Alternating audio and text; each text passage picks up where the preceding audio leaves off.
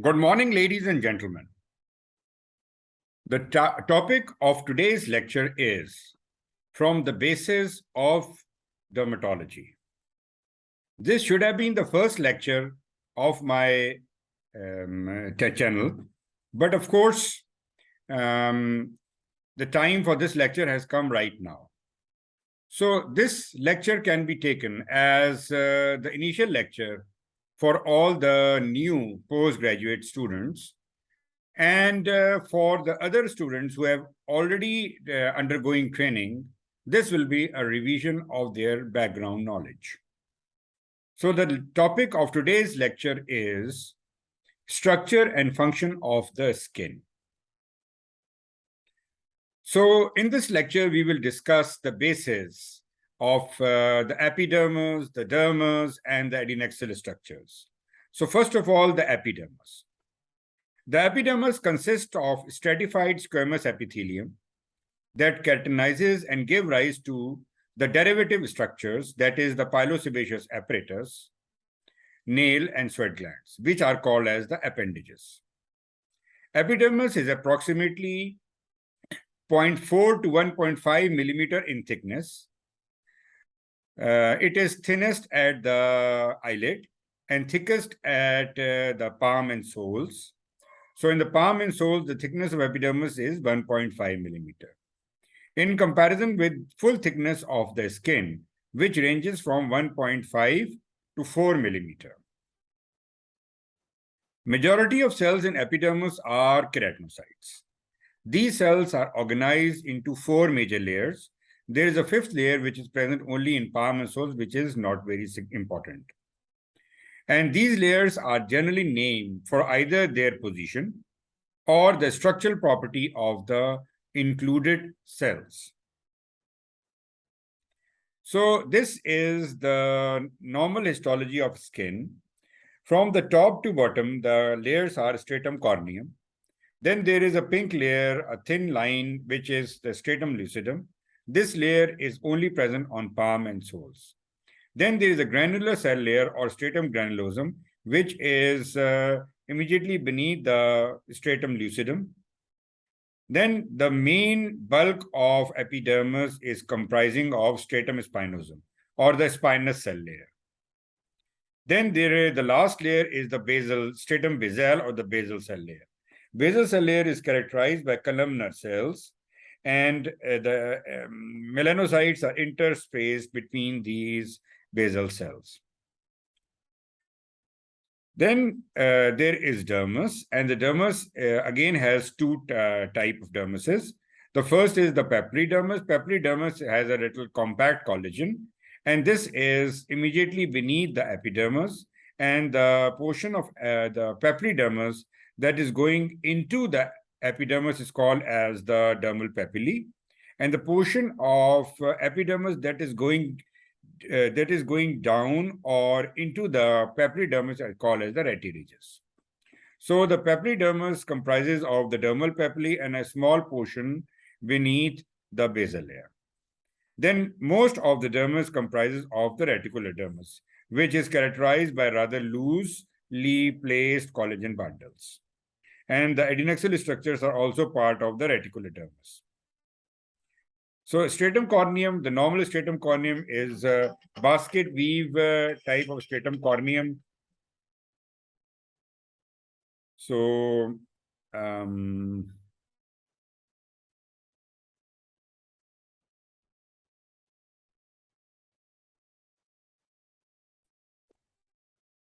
the second layer is stratum lucidum. You can see this pink layer. Then the granular layer, stratum granulosum. Then the spinous layer, and spinous layer is characterized by the desmosomal junctions or the intercellular junctions between the keratinocytes. Higher magnification of the intercellular junctions, then the basal layer, the dermal papillae, and the retirages. This is the structure of the Adenexal structures. There are 3 or 4 different types of Adenexal structures. The first is these hair follicles, and the hair follicles are supplied by the arteries and veins and the nerves from the hair bulb. Connected with these hair follicle are the sebaceous glands. In addition, there are another type of sweat glands which open directly into the hair follicles. These are called as the apocrine glands, and the apocrine glands are found in the axilla and in the groin area. Breast is also a modified apocrine gland. Then there are eccrine sweat glands, which are present everywhere on the body, and these open directly into the epidermis. So in addition, there are erector pili muscle, which are attached to the hair follicles. Then there are nerve endings, the free nerve endings, and then the vascular plexus, the blood vessels. So the main purpose of the epidermis is to form the stratum corneum. The stratum corneum is actually the barrier, the skin barrier. And the skin is meant to have a barrier function, and it would stop the penetration of things which are applied onto the skin. So the purpose of the multiplication of keratinocyte is ultimately to form the skin barrier at the stratum corneum. So the viable cells, the keratinocytes, move outward from the basal layer to form layers of progressively more differentiated cells. By more differentiated cell, or by maturation, it means that a basal keratinocyte is converted into a corneocyte. Terminally differentiated keratinized keratinocytes are the cells of stratum corneum. Intercalated among the keratinocytes at various levels are the immigrant cells. These are ectodermally derived cells, and they are melanocytes, Langerhans cells, and the Merkel cells. These are not a part of epidermis, but they are present within the epidermis. Melanocytes and Langerhans cells migrate into the epidermis during embryogenic life, while the Merkel cells probably differentiate in situ. Epidermis is attached to the basal lamina of the basement membrane zone that separates epidermis from the dermis and mediates its attachment. So these are the keratinocytes. And then there are three different types of cells. The first is the melanocyte, then is the Langerhans cells or antigen-presenting cells, and the Merkel cells, which are the cells that are responsible for the tactile sensations, or actually these are the receptors. So these are the Langerhans cells in the diagram. These are the melanocytes and the Merkel cells, and present interspersed between the keratinocytes. So the keratinocytes. The keratinocyte is an ectodermally derived cell that constitutes at least 80% of the total population of cells in the epidermis. So the 80% of the cells in the epidermis are keratinocytes. All keratinocytes contain keratin intermediate filaments in the cytoplasm and form desmosomes or modified desmosomal junctions with adjacent keratinocytes. So the keratin intermediate filaments form a kind of cytoskeleton, that is, skeleton of a cell, and these intermediate filaments also connect the individual keratinocytes with each other in the form of the desmosomal junctions. The keratin filaments are the hallmark of keratinocytes and other epithelial cells, and they function as cytoskeleton. There are over 30 different types of keratins. Approximately 20 are epithelial and 10 are hair keratins. And all are in the range of 40 to 70 kilodalton molecular mass and identified in the epidermal cells. The keratins are separated into acidic type of keratin, type 1, which is from type K10 to 20, and basic to neutral, which is type 2 and vary from K1 to K9. Mapping studies have localized most of the acidic keratin genes are located on chromosome 17 and basic keratin genes on chromosome 12. The acidic and basic keratins that are close in molecular weight must be co-expressed in order to form a filament structure. So to form a filament in the cytoskeleton, we need one basic and one acidic keratin. Understanding how their expression is regulated also provides an insight into the normal regulation of epidermal differentiation. For example, epidermolysis bullosa simplex and epidermolytic hyperkeratosis. So this is a diagram showing the keratin co-expression in pairs. One is the type 2 is the basic or neutral keratin, and type 1 is the acidic keratin. So type 1 from keratin 10 to 20, and basic is from keratin 1 to 9. So usually different sites have a mix of these two types of keratins.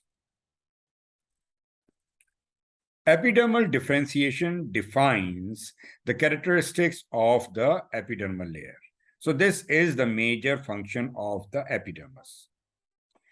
Keratinization is defined as a genetically programmed, carefully regulated, complex series of morphological changes and metabolic events that involves the following steps. The first step is increase in cell size and flattening of the shape. That is, the cells of keratinocytes are flat, while cells of basal layer are columnar. So from the columnar to flat, this is the transition which is called as the keratinization or maturation. Then there are appearance of new cellular organelles. New cellular organelles like lamellar bodies or keratohyalin granules are formed as the cells migrate from basal layer to the corneocytes. Change from generalized cellular metabolism to more focused metabolism, which is related to keratinization. Then alteration in the properties of plasma membrane, cell surface antigen, and receptors. So the keratin receptors at the basal layer and spinous layer are different from the corneocytes. Then degradation of the cellular organelles, including the intranucleosomal chromatin fragmentation, which is characterized of apoptosis. And then finally, dehydration. The cell water is lost when the corneocyte is formed. So this is a diagrammatic representation of how a columnar cells is converted gradually to a spinous layer, then to a granular layer, having large number of keratohyalin granules, and then finally the nucleus is lost and only a cytoskeleton is left. And this is the corneocyte, which is ultimately shed off the epidermis. So I would repeat again, the end point of keratinization is a terminally differentiated dead keratinocytes known as the corneocyte, which contain keratin filaments and matrix protein and a protein-reinforced plasma membrane with surface-associated lipids. So this is actually what stratum corneum is.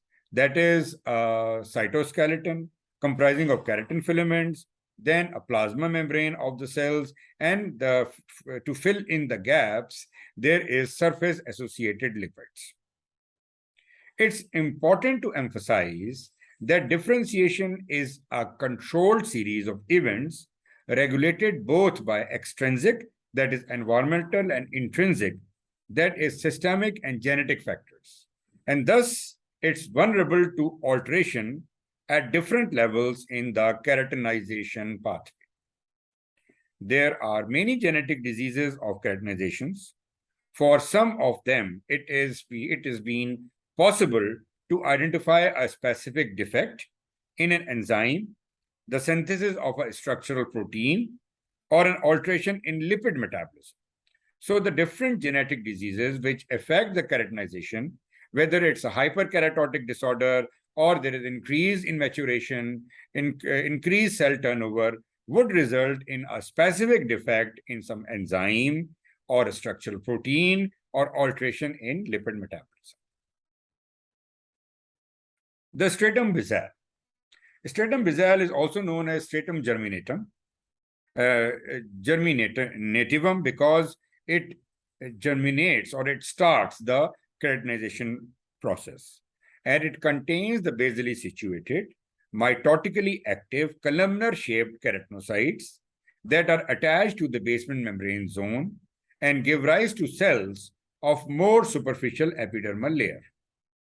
in addition to other membrane-bound organelles, they contain pigmented melanosomes, which are transferred from melanocytes by phagocytosis. So the main organelles of the stratum basale, keratinocytes at the stratum basale, are the melanosomes. The keratin filaments in the basal cells are collected into fine bundles that organize around the nucleus and is inserted into the desmosomes and hemidesmosomes. So the keratin filament of stratum basale is mainly keratin 5, which is a basic, and keratin 14, which is the acidic keratin, and are expressed in the basal layer of epidermis and other stratified epithelia. The microfilaments, actin, myosin, and alpha-actinin, and microtubules are other cytoskeletal elements which are present in the basal cells. The microfilaments assist in the upward movement of cells as they differentiate and are associated with integrin receptors present on the basal keratinocytes. So now there are another receptors which has come up, and this is an integrin receptors which are associated with these microfilament structures. The integrins are a large family of cell surface molecules that are involved in cell-cell and cell matrix interaction. The keratinocytes integrin modulate both adhesion and initiation of terminal differentiation. So these receptors, which are called as the integrins, they play a major role in initiation as well as in terminal differentiation of the keratinocytes. So this diagram shows the structures of the microfilaments. These are mainly concentrated around the nuclei. So the black is the nucleus. And from these microfilaments, they are in connection with the desmosomal connection of these keratinocytes. The epidermal cells, stem cells, which are 10% of the basal cells,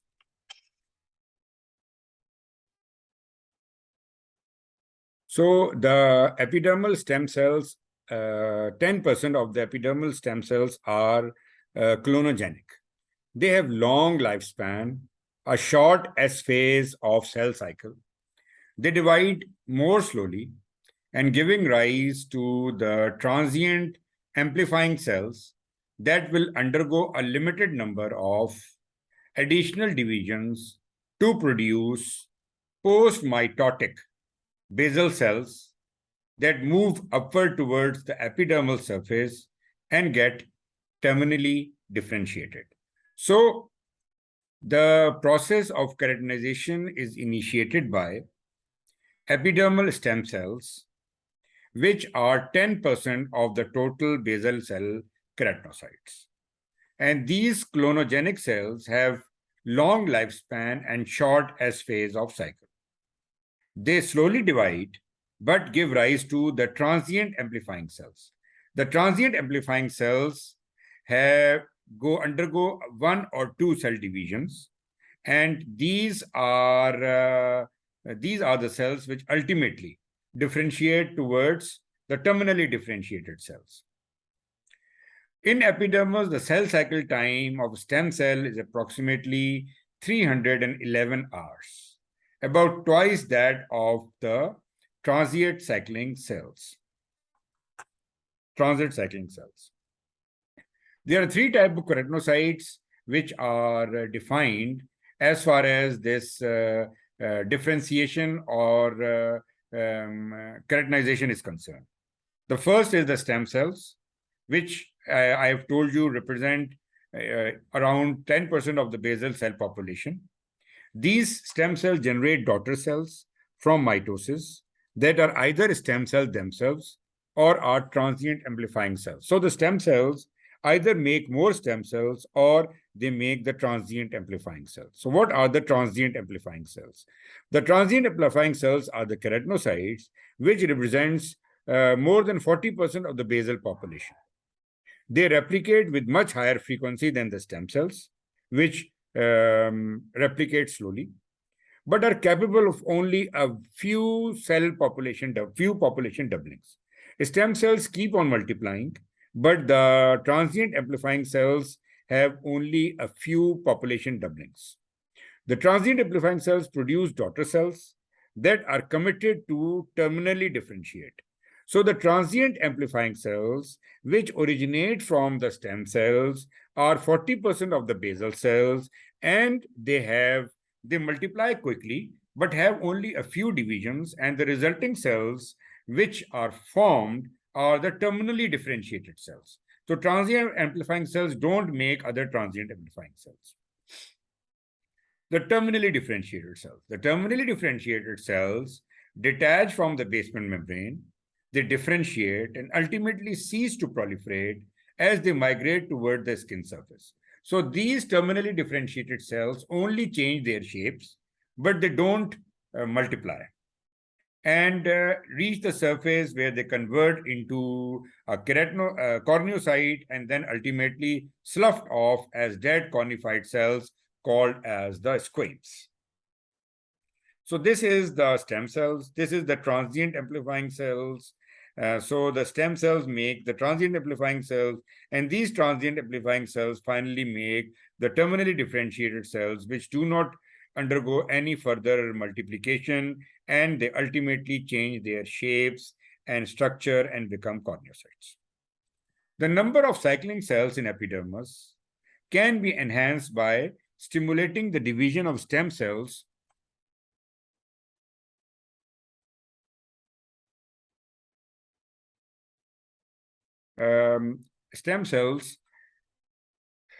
The number of cycling cells in epidermis can be enhanced by stimulating the division of stem cells with hyperplasiogenic conditions like wounding or agents such as carcinogens. So in response to the cytokines that are released from a wound and cancers, this multiplication of cycling, the number of cells in cell cycle is increased.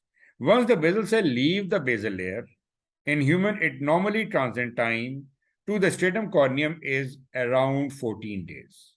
And then through the stratum corneum, it stays for about 2 weeks, and another 14 days is required for the cell to slough off. So totally, once the cell leaves the basal layer, the total lifespan till it is sloughed off is 28 days.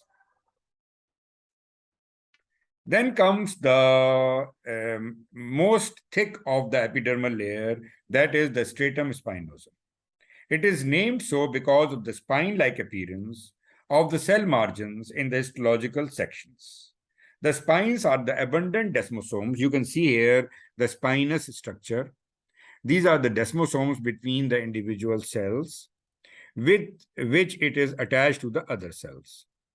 The suprabasal spinal cells are polyhedral in shape and have a rounded nucleus. These are the round nuclei.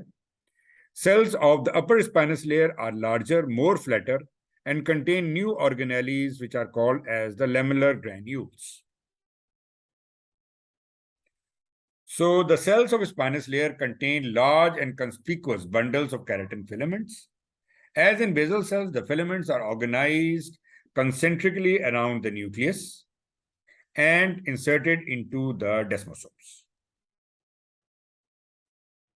In the keratinocytes, visible from the first time are the membrane-bound organelles, vacuoles, which are the odd-land bodies. So these are the small round structures are the odd-land bodies, which appear for the first time in stratum spinosum. They are not present in the basal layer. They contain precursors of epidermal lipid in form of disc-like lamellar lipid bilayer membrane. Keratin 514 expression which is present in the basal layer remain in the cytoplasm of the spinous layer. However, the new keratin is synthesis starts, which is keratin 1 and 10, which develop in the spinous layer. So the spinous layer close to the basal layer contain keratin 514, while the upper spinous layer contain keratin 1 and 10. Now the desmosomes. Transmembrane glycoproteins of cadherin family provide the adhesive properties on the external surface or core of the desmosomes. These glycoproteins include desmoglein 1 and 3 and desmocolin 1 and 2. The extracellular domain of these attachment proteins form cell-to-cell junctions. The intracellular domains is inserted at a keratin cytoskeleton comprising of desmoplakin, placoglobulin, and placophyllin. So it is a complex structure which comprises of two kinds of proteins, those which are making intercellular connections, and the other are those which are present in the cells, and they provide a cytoskeleton for these desmosomal proteins. So the desmosomal proteins are mainly the desmocolin, which are highlighted in pink, and desmoglein, which is highlighted in blue. So one desmoglein is attached to one desmocolin. And these desmoglein and desmocolin are then attached to the cytoskeleton, which comprises of desmoplakin. This whole structure is a desmoplakin. Then in addition to that, this blue round structure is the placophyllin, and this crescentic green structure is the placoglobin. And rest is the keratin intermediate filament. Adherence junction. Each adherence are the building block of the adherence junctions, which are associated with intracellular actin filaments via interaction with alpha and beta catenins, and may regulate the organization of adherence junction and influence stratification of epidermis. So the adherence junction are another junctions between the keratinocytes, and these adherence junctions are formed by alpha and beta catenins. So the adherence junctions are E-cadenins are the green one, and the beta cadenins are the blue one. Then there are other different proteins which are also forming these junctions. These junctions, the adherence junctions, are less important than the desmosomal junctions. The abnormal desmosomal structure or disruption of desmosomes causes the cell to lose their attachment, and the cells then lose their spinous structure and become round and separate, which is called as the acantholysis, and form blisters and vesicles within the epidermis and lead to exfoliation. The keratin filaments are dissociated. The keratin filaments are dissociated from the desmosomal plaque. That is the skin exposed to staphylococcal toxins such as staphylococcal scalded skin syndrome. Or so in such kind of toxins directly affect the keratin filaments, resulting in disruption of the desmosomes. In autoimmune disease such as pemphigus foliaceus and vulgaris, patient produce antibodies that act against the desmoglein 1 and 3. So as a result of this, it again disrupts the desmosomal junctions. In these examples, the desmosomes either disappear entirely or the intercellular association site is destroyed. While the desmosomes provide a mechanical coupling between the epidermal cells, gap junctions between keratinocytes are site of physiological communication. So there is a third junction between the keratinocyte, which is called as a gap junction. And as the name signifies, there is a small gap. And through this gap, different chemicals enter and leave, and hence forming a physiological communication. Communication by means of these junctions is undoubtedly important in regulation of cell metabolism, growth, and differentiation. So these are the gap junctions between the individual cells, small gap junctions. The lamellar granules. I have just told you that the lamellar granules or the odd-line bodies first make their appearance at the stratum spinosum. They are not present in stratum basale. They deliver precursors of the stratum corneum lipid into the intercellular space of the stratum corneum. The granules are first evident in cytoplasm of the upper spinous cells, even though the primary site of activity is at the granular layer. They are 0.4, these are the lamellar granules, 0.2 to 0.3 millimeter in diameter, membrane-bound secretory organelles that contain a series of alternating thick and thin lamella. You can see the lamellated structure here. The lamellar granules contain glycoprotein, glycolipids, phospholipids, and number of acid hydrolases, which includes lipases, proteases, and acid phosphatases. The glucosylceramide, the precursors of ceramides, and the dominant component of stratum corneum lipid are also found in the lamellar granules. Involvement of the lamellar granules in disorder of keratinizations, where alteration in granular structure, number, position, and composition are characteristic. So all these changes result in alteration in keratinization. The lamellar granules have a role in providing the epidermal lipids responsible for the barrier properties of stratum corneum and adhesion and desquamation of the corneocytes. Then the layer which comes is the stratum granulosum. There are two types of intracellular bodies present within the keratinocytes of stratum granulosum: the keratohyaline granules and the lamellar bodies. The keratohyaline granules are composed primarily of an electron-dense protein profilagrin and keratin intermediate filaments. Loricrin, a protein of the cornified cell envelope, is also found in the keratohyaline granules. So the keratohyaline granules are mainly comprising of electron-dense protein profilagrin and loricrin. Conversion of this profilagrin, precursor to filagrin subunits, occur stepwise during the transition of granular cell to a cornified cell. So we require filagrin in stratum corneum, and this filagrin is produced from the precursor profilagrin, which is present in the keratohyaline granules. And this process starts at the stratum granulosum. So these are the two types of organelles within the granular cell layer: the keratohyaline granules and the lamellar bodies. The black dots here, or the granular appearance of the stratum granulosum, is because of these keratohyaline granules. The function of filagrin, which is the filament aggregate protein, in the granular layer cell is uncertain.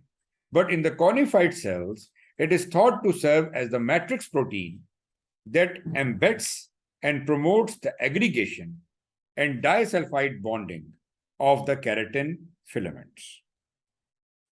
The structural abnormalities in keratohyaline granules, or the absence of granules altogether, are histopathological features of several keratinization disorders. The lamellar granules, or the odd-line granules, aggregate in clusters at the interface between the granular layer and the cornified cell layer, and release their contents into the intercellular spaces of the corneocytes. So this extruded material is stacked into discs, similar to the internal organization of the granules, and rearranged in various stages, leading to formation of sheets. The hydrolytic enzymes lipases and glycosidases of the granules are released with the lipids and are involved in the reorganization. So the lipid is released by the odd-line granules, which are present in the stratum granulosum. And these lipid material is arranged in a form of discs in sheets. And these discs are further organized by lipases and glycosidases, which are also secreted from these odd-line bodies. The barrier lipid layer. I have told from in the start of my lecture that the main purpose of the keratinocytes is to ultimately form a skin barrier. So the barrier comprises of the cytoskeleton of the cells as well as the lipid layer. So the changes in morphology corresponds to the remodeling of the pro-barrier lipids, which are the glycolipids, free sterol, and phospholipids, to barrier lipids, which are the sphingolipids, that create a hydrophobic seal at the interface between the granular and the cornified layer. This barrier reduces water loss from the skin and impedes the movement of the polar compounds. Epidermis treated with lipid solvents loses its barrier function, and then it becomes vulnerable to different chemicals. Transition from a granular to a cornified cell. The granular cell not only synthesizes, modifies, and or cross-link new proteins which are involved in keratinization, that is filaggrin and proflaggrin, it also plays a role in its own programmed destruction. This occurs during the abrupt transition from a granular layer to a terminally differentiated corneocyte. So this differentiation is abrupt. The changes involves the loss of nucleus and virtually all the cellular contents, with exception of keratin filaments and the filaggrin matrix. So there is an abrupt programmed cell death or cell destruction, which result in loss of nucleus and all the other organelles except the keratin filaments. The stratum corneum. Complete transition of the granular to cornified cell is accompanied by 45 to 86% loss in dry weight of the keratinocyte. The layer of resultant cornified cells provide a mechanical protection to the skin and a barrier to water loss and permeation of soluble substances from the environment. The stratum corneum barrier is formed by a 3-compartment system. So from the outside to inside, it is the extracellular lipid matrix, then the cornified envelope comprising of the corneocytes, cornified envelope of the cornified membrane, then protein-enriched corneocytes. So the lipid matrix is the most external barrier, comprising of cholesterol, ceramide, and free fatty acids. These are all secreted by keratinocytes at the rate of 100 milligram per day. Cholesterol sulfate present in the granular and cornified cell layer is responsible for cell-to-cell adhesion. Beneath this lipid matrix is the cornified cell envelope, which includes involucrin, keratolinin, loricrin, elafin, and enveloplakin. Transglutaminase 1 cross-link the envelope proteins. Then the last layer is comprising of corneocytes, which are composed of keratin filaments which are joined by filaggrin. The nucleus is lost from the normal stratum corneum, but if it persists in incompletely keratinized cells, then this phenomena is known as the parakeratosis, which is typically seen in psoriasis. This is due to dysregulation of gene controlling the apoptosis or the cell death, in which the granular layer lose their nuclei and become corneocytes. Cells of the deeper cornified layers have less capacity for water binding than the mid and upper regions. The desmosomes undergo proteolytic degradation in the outermost stratum corneum, which is the main factor that allows the individual corneocytes to shed. So once the keratinocyte enter into the stratum corneum, it stays in the stratum corneum by a barrier layer for about 14 days. and then it is ultimately shed off. The delayed degradation of desmosomes may contribute to retention hyperkeratosis in certain disorder of keratinization, such as recessive X-linked ichthysis and Harlequin ichthysis. So these disorders are due to delay in the proteolytic degeneration of desmosomes, as a result of which the corneocytes remain attached with each other and they keep on heaping up, resulting in a hyperkeratotic clinical appearance.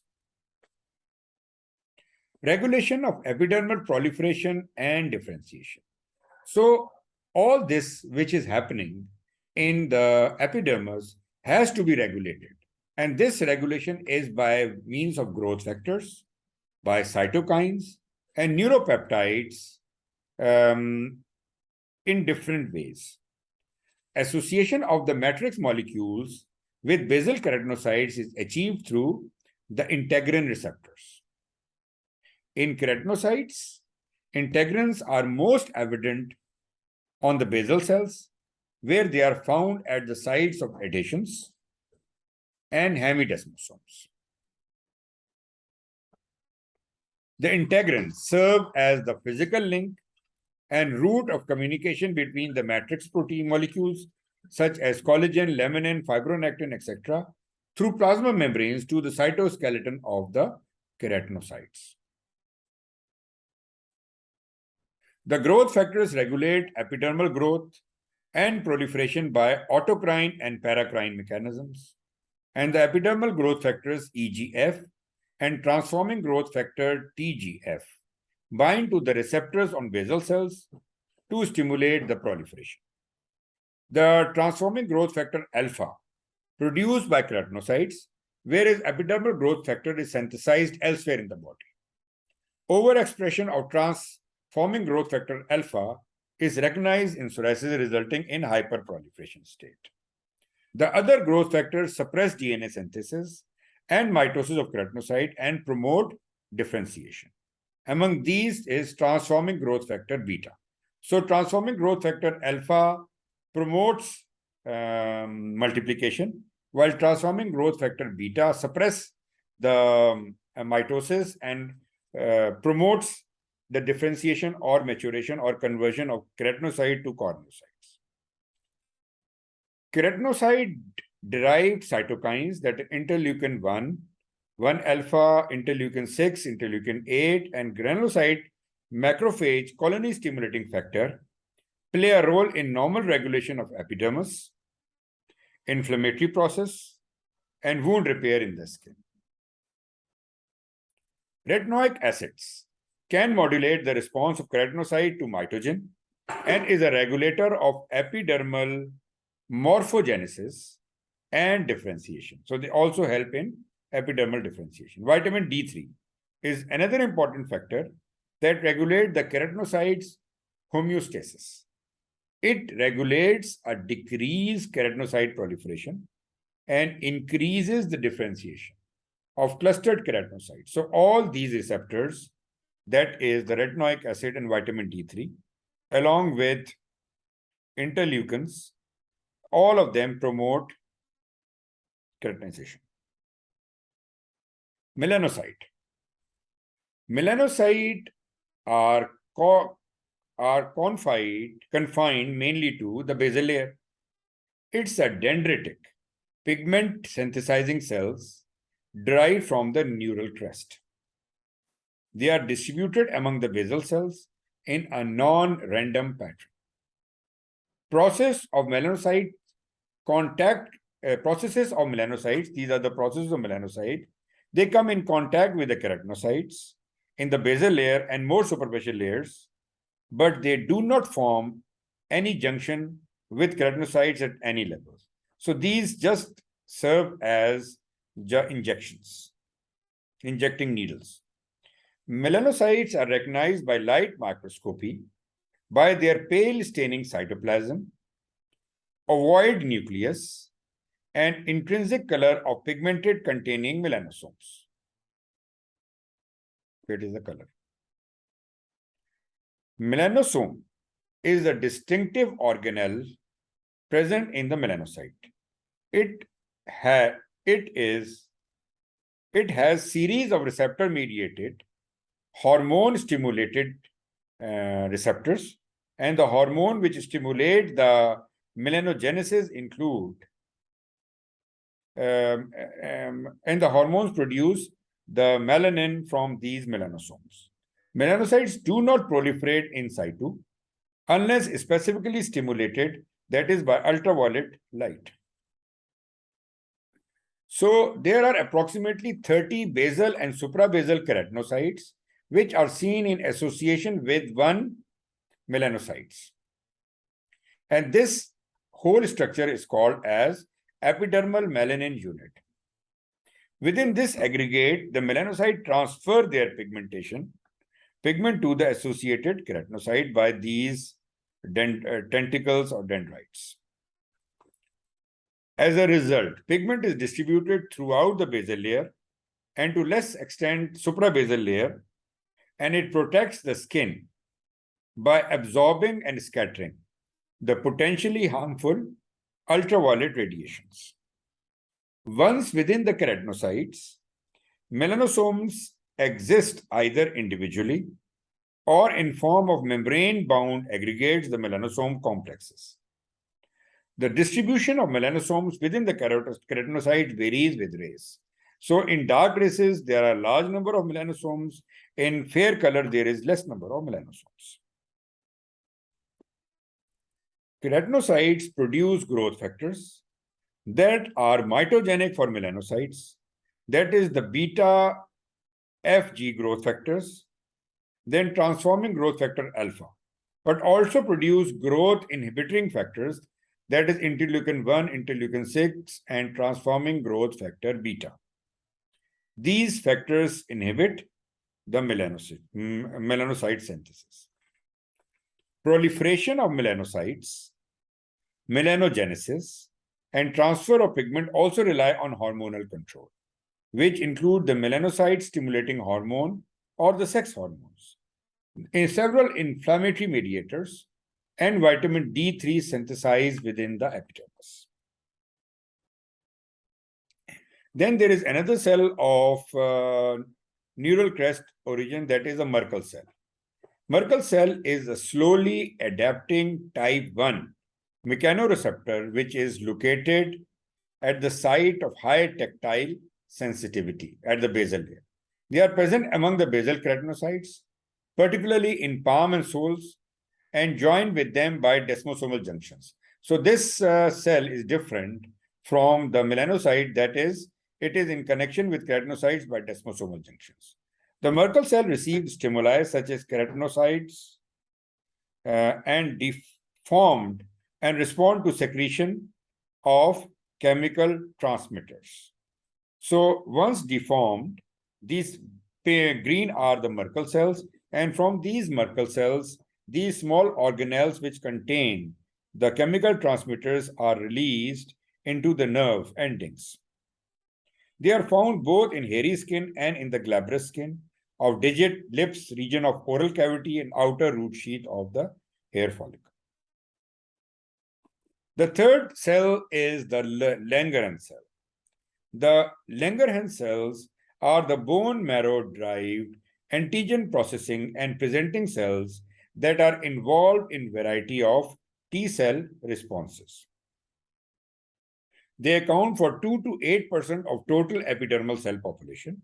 So it's still a huge number.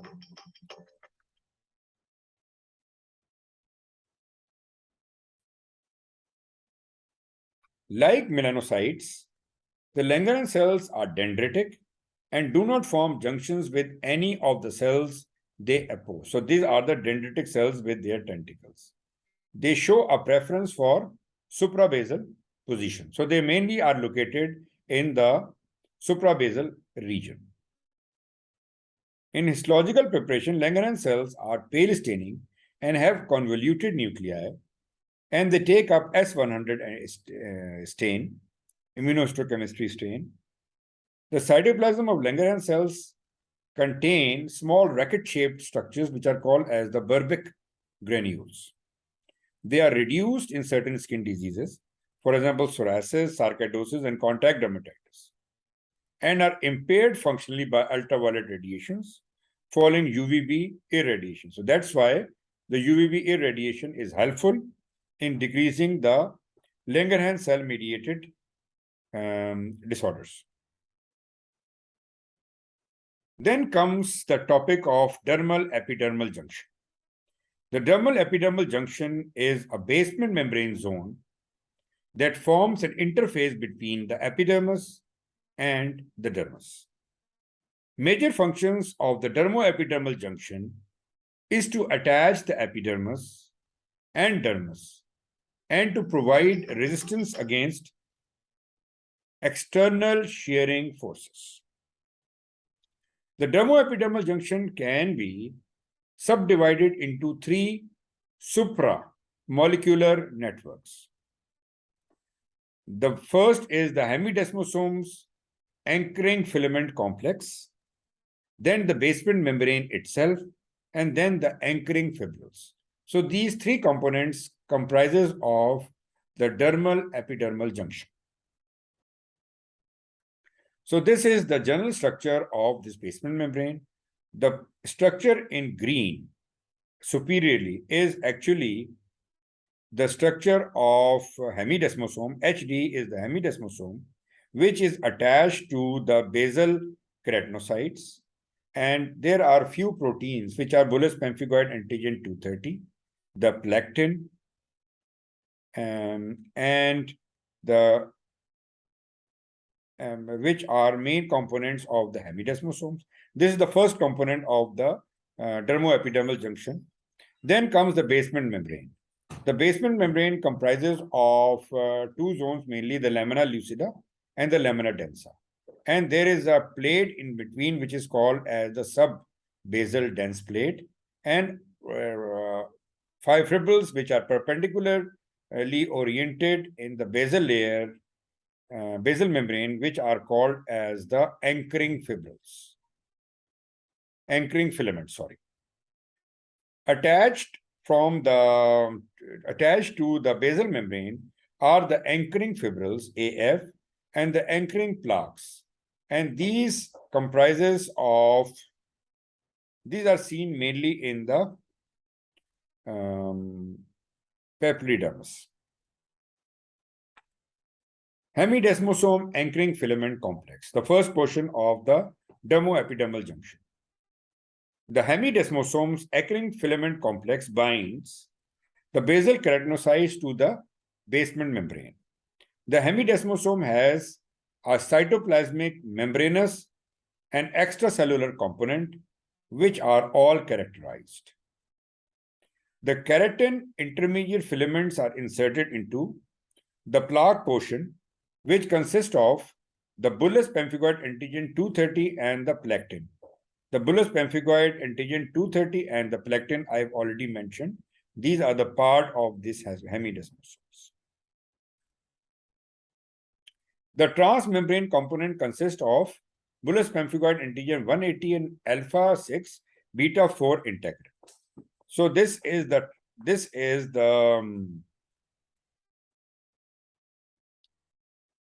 transmembrane portion. The bullous pemphigoid antigen 180 is the green one, and alpha 6 is blue, and orange is the beta 4 integrin. All these antigens are part of hemidesmosomes. The plectin, bullous pemphigoid antigen 230, bullous pemphigoid antigen 180, and alpha 6 beta 4 integrin. Then comes the basement membrane. The basal lamina or basement membrane comprises of the lamina lucida and the lamina densa. The intracellular domain of bullous pemphigoid antigen 180 is localized in the hemidesmosome plaque. So one portion is hemidesmosome plaque, and the extracellular domain is embedded in the lamina lucida. So you can see this green globule. Half is in the hemidesmosome, half is in the basal lamina. The extracellular component of hemidesmosome are the subbasal dense plate This is a subbasal dense plate and the anchoring filaments. These are the perpendicular filaments are the anchoring filaments. Adhesive structures alpha-2 and alpha-3 beta-1 integrin receptors link laminin 5 in the lamina lucida. So the main laminin in the lamina lucida is 5 and anchoring containing stress fibers in the cell. The anchoring filaments, these are the anchoring filaments in the basal lamina, originate at the hemidesmosomes. You can see this origin from the hemidesmosomes, pass through the lamina lucida and inserted into the lamina densa. They are now called as the laminin 5 and contain protein GB3 antigens, niacin and calinin. So the laminin 5 of the basal lamina is mainly this anchoring filaments, these anchoring filaments. The lamina lucida is the primary location of several non-collagenous glycoproteins, which are the laminins, entectin, nidogen, and fibronectin. The lamina lucida is the weakest zone of dermo-epidermal junction. It separates easily with heat, suctions, or incubation with salt solution in several autoimmune diseases. So the salt split is done by inducing a blister at the lamina lucida because it is the weakest portion of the dermo-epidermal junction. Type 4 collagen is the primary component of lamina densa that provides the structural support and flexibility to this layer. Type 5 collagen is co-distributed with type 4 collagen at the dermo-epidermal junctions, but not present in all the basement membranes. So type 4 collagen is ubiquitous. It is present in all the basement membrane, but type 5 is not. Sorry, type 5 is not, yes. The anchoring fibrils is the third portion of the dermo-epidermal junctions.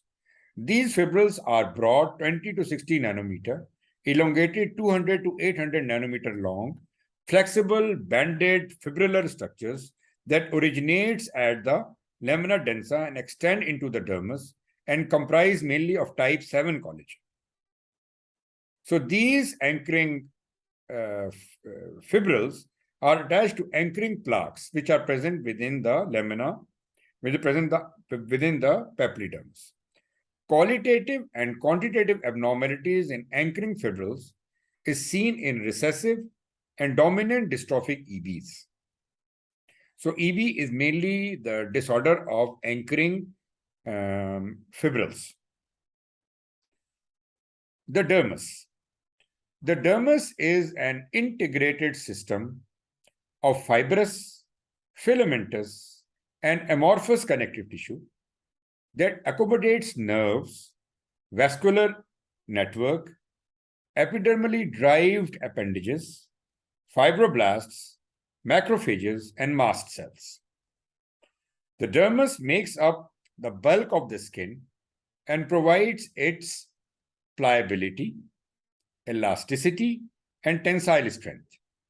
It protects, so dermis is not a barrier.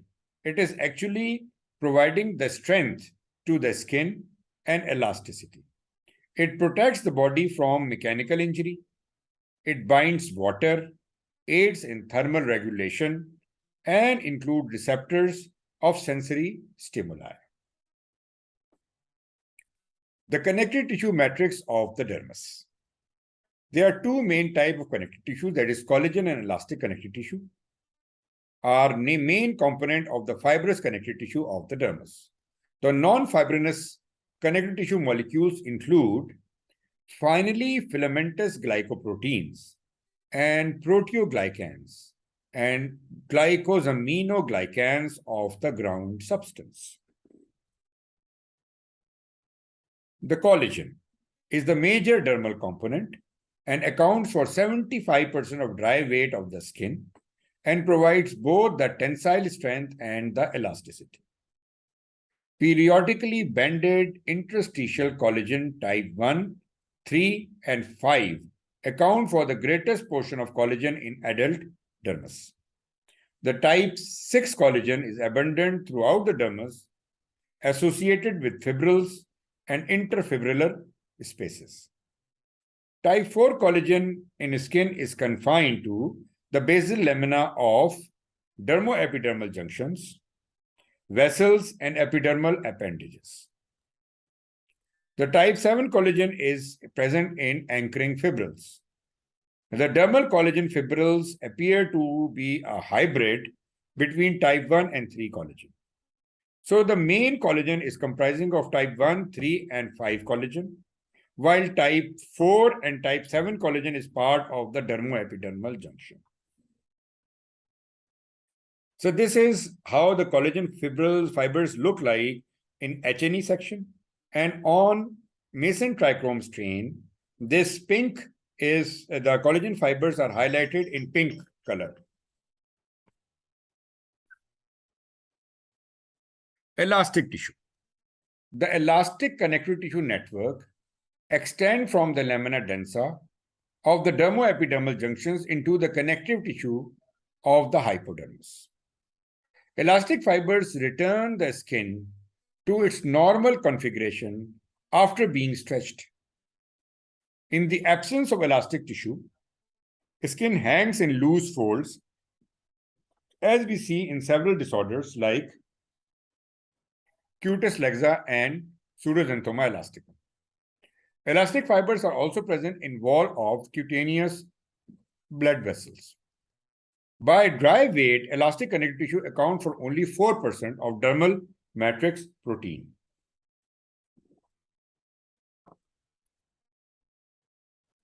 Mature elastic fiber contain as much as 90% of elastin. The elastic fibers are positioned between the bundles of collagen fibers. Abnormal assembly of elastic fiber is apparent in several disorders of skin and other tissues. Elastic fiber turn over very slowly in the skin and damaged by solar radiation and become dysmorphic with aging. That's why the skin hangs in folds. Elastic fibers are not seen in usual H&E stain, but on elastic von-Kiesen stain, these are stained as black, and these are the black fibers. In disorders of elastic tissue, these fibrils are broken down into small clumps and segments. The diffuse and filamentous dermal matrix. Proteoglycans and glycosaminoglycans are the molecules of the ground substance that surrounds and embeds the fibrous component that is collagen and elastic tissue. The major proteoglycans in adult dermis are chondroitin sulfate, dermatin sulfate, and heparin sulfate. The proteoglycans are seen morphologically only when stained with cationic dyes such as Alcian blue. Fibronectin is insoluble, filamentous glycoprotein synthesized in the skin by both epithelial and mesenchymal cells. It ensheathes the collagen fiber bundles and the elastic network and is associated with basal lamina and plays a role in organizing the extracellular matrix. Major regions of the dermis. The dermis is organized into the papillary and reticular regions. The distinction of two zones is based largely on their differences in connective tissue organization, cell density, nerves, and vascular patterns. The papillary dermis molds to the contour of epidermis and is usually no more than twice than its thickness, twice and thickness of the epidermis. The reticular dermis is the dominant region of the dermis, a horizontal plane of vessels. The subpapillary plexus marks the boundary between the papillary and reticular dermis. This is the compact region is the papillary dermis and the loose region is the reticular dermis I've already explained. The papillary dermis is characterized by small bundles of small diameter collagen fibrils and elastic fibers. The papillary dermis also has high density of fibroblastic cells that proliferate more rapidly and have higher rate of metabolic activity than those of the reticular dermis. The epidermis and proximal dermis exchange a number of cytokines and the growth factors.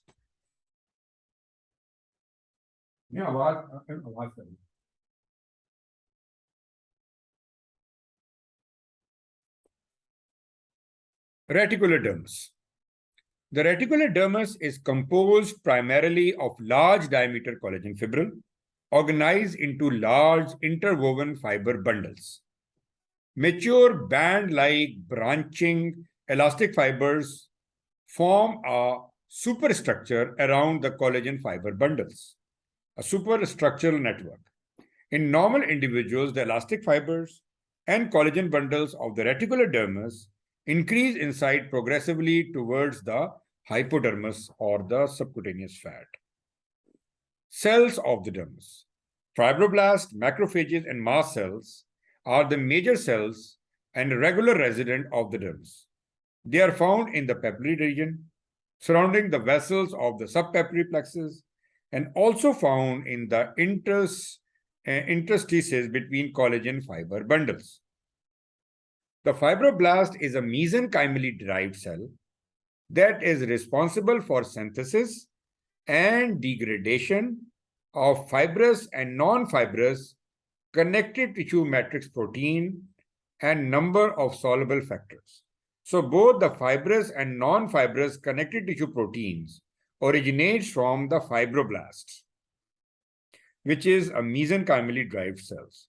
So these are two kinds of cells, the fibroblasts, which are the pluripotent cells, and fibrocytes.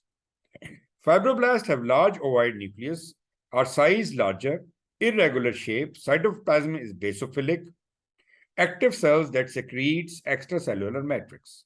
While the fibrocyte is small, spindle-shaped, small elongated nuclei, and they are inactive precursor of fibroblast. The dermal dendrocytes. The dermal dendrocytes are spindle-shaped, highly phagocytic, fixed connective tissue cells in the dermis, particularly abundant in papillary and upper reticular dermis. They are immunologically competent and highly phagocytic, can be recognized as melanophages in the dermis, or contain other exogenous pigment and iron. They are likely the cells of origin of number of benign fibrotic conditions in the skin, like dermatofibromas and fibroxanthomas. The dermal macrophages are derived from precursor cells of the bone marrow. They have extensive list of functions. They are phagocytic. They process and present antigen to the immunocompetent T cells, are microbicidal through the production of lysozymes, peroxidase, and superoxide. They are tumoricidal, and they are secretory, producing growth factors and cytokines. Mast cells in the skin are present in greater density in papillary dermis, near the dermo-epidermal junction and around the blood vessels. They are identified histologically by round cells with oval nucleus and abundant cytoplasm, giving an egg-fried appearance, and they store histamine. Cutaneous vasculature. Arteries traverse the septa of subcutis to form deep plexus at the junction of subcutis and the dermis. So this is a deep plexus.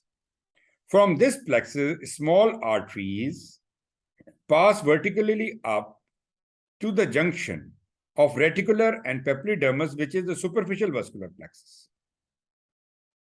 The venous return follow the reverse and more frequently little variable course.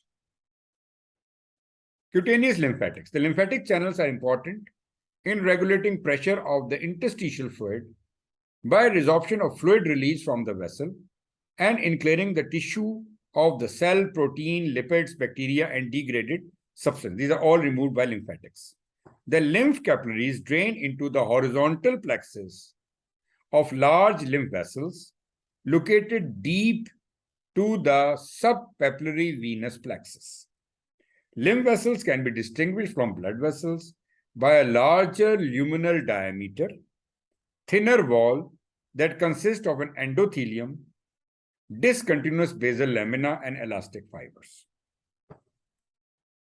Nerves and receptors of the skin.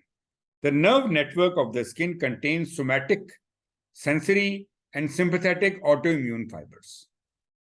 The sensory fibers alone, that is free nerve endings, or in conjunction with specialized structures, that is the corpuscular receptor, function at every entry point of the body as receptors of touch, pain, temperature, itch, and mechanical stimuli. In addition to the tactile sensation, sympathetic motor fibers branch to innervate the sweat glands and vascular smooth muscle, the erector pili muscle of hair follicle, and the sebaceous glands. Glands of the skin. So the glands of skin are of three types: the sebaceous glands, apocrine glands, and the sweat glands. Sebaceous glands are nearly always connected to the hair follicle. Size of sebaceous glands and therefore the amount of sebum secretion differs according to the body region, also differs according to the gender and age. Except on palm and sole, sebaceous glands are found everywhere. The glands are especially found on face and scalp, and these are bigger than those on arms and legs. Important influencing factor in sebaceous gland activity is the androgens. So sebaceous glands are the exocrine glands, which means that they deliver their secretions directly to a surface such as skin.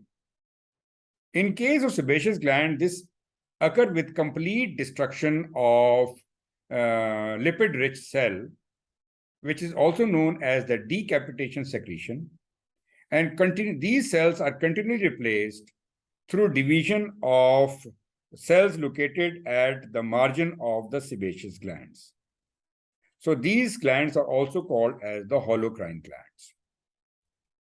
Then the apocrine glands. Apocrine glands are sweat glands, but they are different from the normal sweat glands that instead of opening directly to the skin surface, the apocrine glands open into the hair follicle.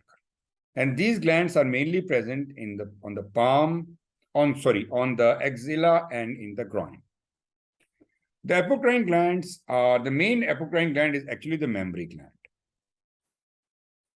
gland. By the apocrine secretion, the cell loses only the outer part of the structure, but the whole cell is not disturbed. Then comes the acrine glands or the sweat glands.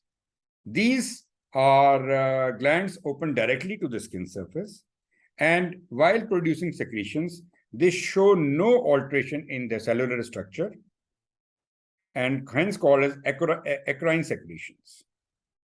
Together with sweat glands, the sebaceous gland deliver vital substances that, along with epidermal lipid, forms the hydrolipid film.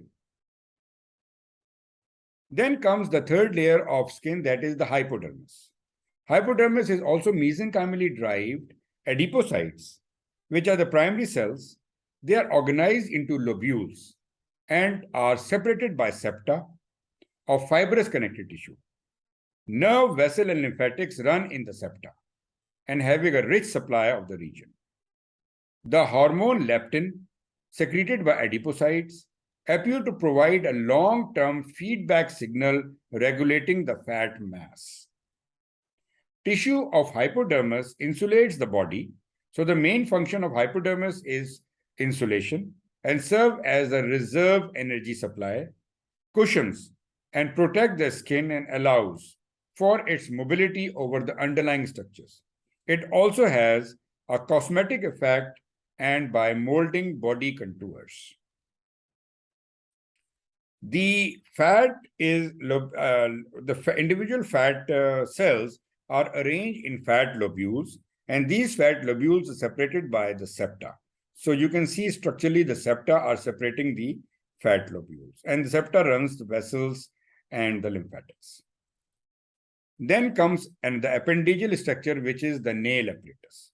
So if you see the nail from the top, there is an edge of the nail, there is a nail plate, then the white half circle is the lunula. Then is a thin skin, transparent skin, which is the cuticle, which attaches the nail plate to the proximal nail fold. If we make horizontal section, then you can see that this is the nail plate. Nail plate is the counterpart of stratum corneum of the normal skin. So nail plate originates from the nail matrix, which is the germinative portion of the nail. And nail matrix not only produces the nail plate, but it also produces the cells of the nail bed, which are actually comprising of the epidermis. So this is the cuticle, and this is the proximal nail fold.